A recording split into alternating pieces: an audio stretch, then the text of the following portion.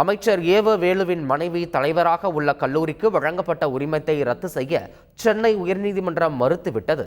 திருவண்ணாமலை மாவட்டம் மாத்தூரில் அரசு புறம்போக்கு நிலம் மற்றும் நீர்நிலையை ஆக்கிரமித்து கட்டப்பட்டுள்ள அமைச்சர் ஏவ வேலுவின் மனைவி ஜீவா தலைவராக உள்ள சரஸ்வதி அம்மாள் கல்வி அறக்கட்டளை பொறியியல் கல்லூரியின் உரிமத்தை ரத்து செய்ய கோரி திருவண்ணாமலையைச் சேர்ந்த TS சங்கர் என்பவர் சென்னை உயர்நீதிமன்றத்தில் வழக்கு தொடர்ந்திருந்தார்.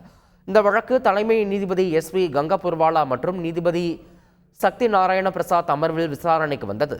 அப்போது அரசு புறம்போக்கு மற்றும் நீர்நிலையை ஆக்கிரமித்து கல்லூரி கட்டப்படவில்லை என கல்லூரி தரப்பில் ஆஜரான வழக்கறிஞர் வாதிட்டார். இந்த விவகாரத்தில் அகில இந்திய தொழில்நுட்ப கல்விக் குழுமம் நடவடிக்கை எடுக்க முடியும் என தெரிவித்த நீதிபதிகள் வழக்கை முடித்து வைத்து உத்தரவிட்டனர்.